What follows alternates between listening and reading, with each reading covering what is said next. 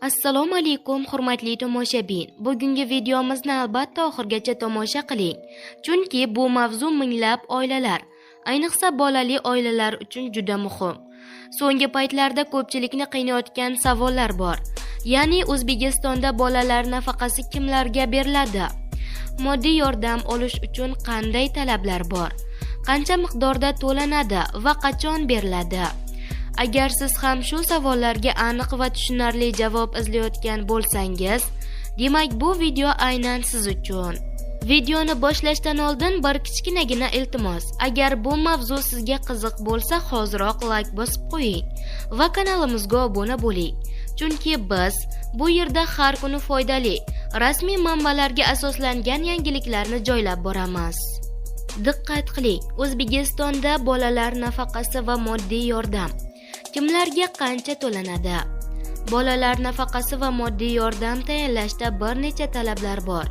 Ijtimoiy himoya milliy agentligi nafaqalar tayinlash va to'lovlarni amalga oshirishda vakolatli davlat organi hisoblanadi. Asosiy talablar: bolalar nafaqasi va moddiy yordam ijtimoiy himoya yagona reyestri orqali kam ta'minlangan oilalarga tayinlanadi.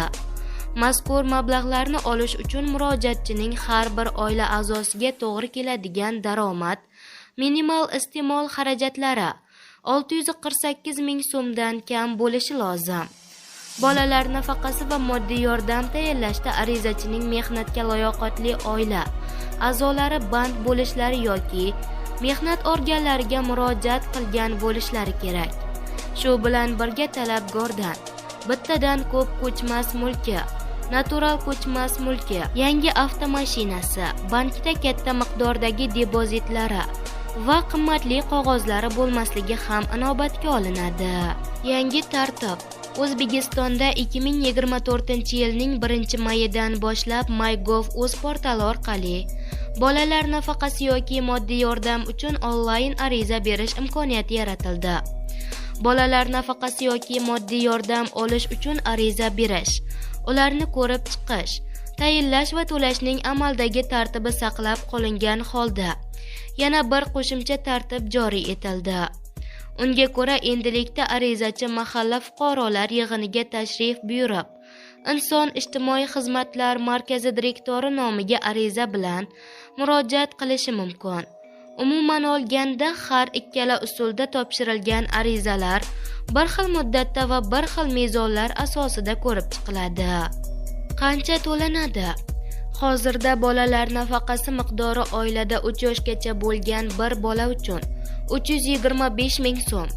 Eng birinchi farzand 3 yoshdan katta bo'lsa, unga 250 ming so'm to'lanadi. Keyingi ikkinchi farzandlarga ikki holatda ham 150 ming so'mdan beriladi. Keyingi farzandlarning har biri uchun 100 ming so'mdan qo'shib ketilaveradi. Moddiy yordam miqdori esa oyiga 380 ming so'm. Oilalarda birinchisidan keyingi farzandlar tug'ilish holatlari bor.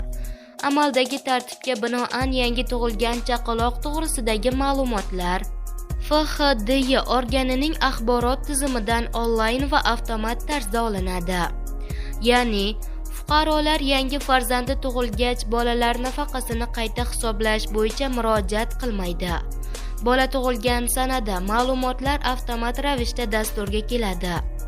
Keyingi oyning 1-sanasidan pul miqdori yangi tug'ilgan bolaga ham qo'shilgan holda qayta hisoblab oshirib boriladi.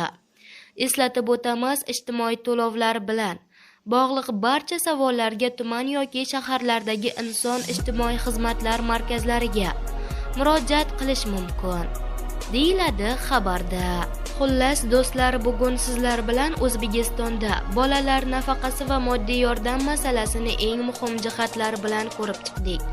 Umid qilamizki, bu ma'lumotlar siz uchun foydali bo'ldi. Agar video sizga kerak bo'lgan savollarga javob bergan bo'lsa, like bosishni unutmang va kanalimizga obuna bo'lib qo'ying. Chunki bu yerda biz har kuni dolzarb va foydali yangiliklarni joylab boramiz. Agar sizda savollar bo'lsa yoki o'zingizning holatingiz bo'yicha bilmoqchi bo'lsangiz, izohlarda yozib qoldiring. Albatta ko'rib chiqamiz. Videoni yaqinlaringizga ham ulashing, balki aynan shu ma'lumot kimgadir juda kerakdir.